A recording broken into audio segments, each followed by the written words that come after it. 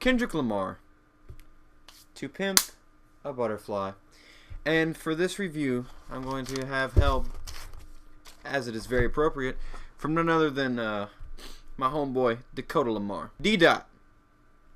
Kendrick Lamar. This review ain't free. No, it's not. Kendrick Lamar, West Coast MC, 1/4 of Black Hippie, went from respected to idolized with his 2012 album, Good Kid, Mad City. Won't go over too much of Kendrick's history. I think we all should know who Kendrick is, what Kendrick is about, and the skill that he has as a rapper and what he has done for hip-hop the past few years. To Pimp a Butterfly is the follow-up album that has been sizzling with hype. Was the album worth the hype? Oh, man. I see that you was conflicted. And you couldn't decide whether or not this album was as great as everyone said it was or not. But finally you realize that it's doper than Bobby Brown's urine sample. Yeah. You know, I've always thought Kendrick was dope. But, you know, people call him genius all the time. And I've always thought, is Kendrick genius? Is Kendrick really genius? Like, he's good, but is he a whiz like everyone says he is? Yeah. Musically, this album deserves a 5 out of 5.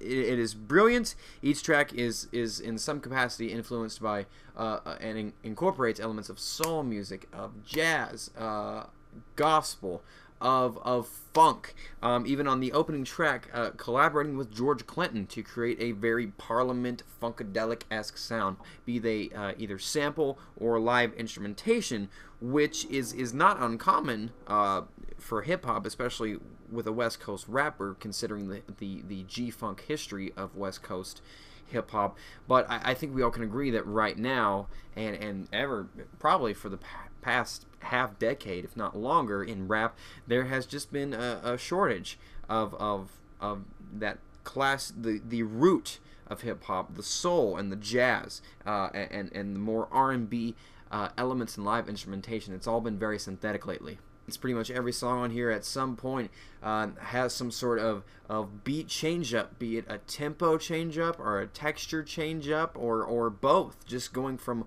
one style and one feel to, boom, going into the next one right away. Everything on this album feels very organic.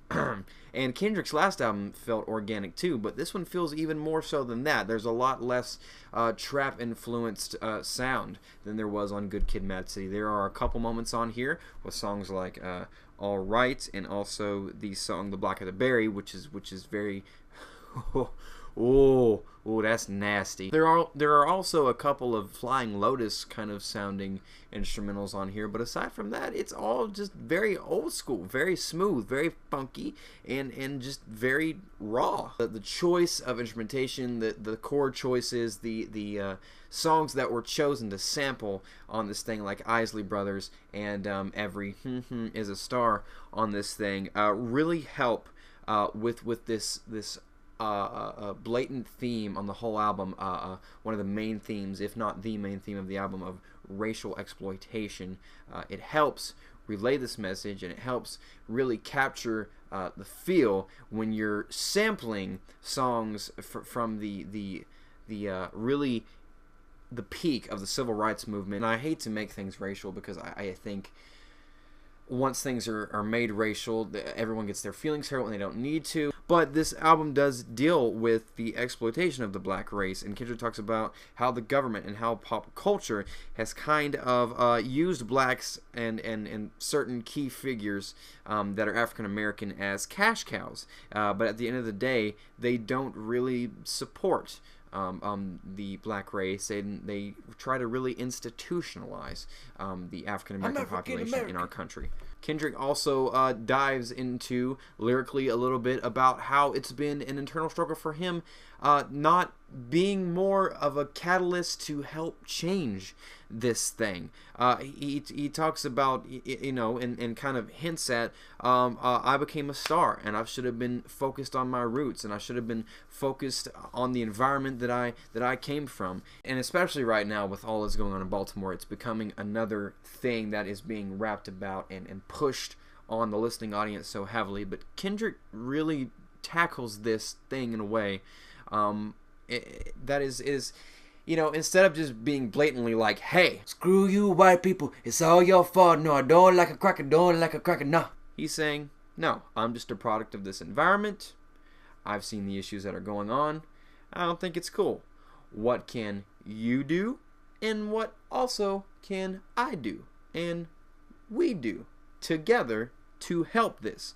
Not to say that there aren't a couple of angry moments in here, like, you know, Blacker the Berry, for example, and also institutionalized, but that's the overall feeling I get. It's not so much it's all your fault. It's kind of, hey, let's wake up and fix some things. At the end of every couple of tracks, Kendrick starts reading this poem, and he as it goes further along in the album, at the end of every couple of tracks, he adds more lines from the poem on there, and at the end, the very end of the album, you find out that this poem is something that he's written in honor and to Tupac Shakur, and he reads the poem and finishes it, and he says, hey, that was just kind of something I was thinking. I don't know if you thought it was dope or not, so what do you think? And then they incorporate elements or clippings from this old Tupac interview, and they make the sounds so succinct with each other, and it sounds like Kendrick and Tupac are having this conversation in the room. And then you get this feel that maybe perhaps the butterfly that Kendrick was talking about was Tupac Shakur himself, if not the butterfly, one of the main people that was used for the exploitation that he's referring to throughout the whole album. And it also gives the feel like, after he says, that's just what I was thinking, what do you think? I don't know, I just kind of wrote it down. It makes it feel like the whole album is just one big song or one poem that he wants approval on from the deceased rapper himself, Tupac Shakur. And it really becomes a kind of a mind blow. Perhaps what is a butterfly before it is a butterfly? It's a caterpillar. Maybe to pimp a caterpillar. Tupac. Whoa! I'm gonna be on the Kendrick bandwagon. Kendrick was someone who caught my ear, you know, almost 5 years ago, and I knew this dude just had something different. Kendrick is just different, and I hate to be another one of those people that says he's the best thing to happen to hip hop in a long time, and he's one of the greats, and this album's an instant classic. But I think all those statements are justified. This album is, I'm telling you now, it's gonna be the best rap album of the year. It's one of the most well put together, and just, it's dope. It's dope. 4.8 out of 5 butterflies. This album is just sick. It's dope. Give this thing a listen. That's all I got to say. Check out the other reviews on the channel. I'm sorry it took me so long to get to this thing, but I did want to talk about it. Closing thoughts?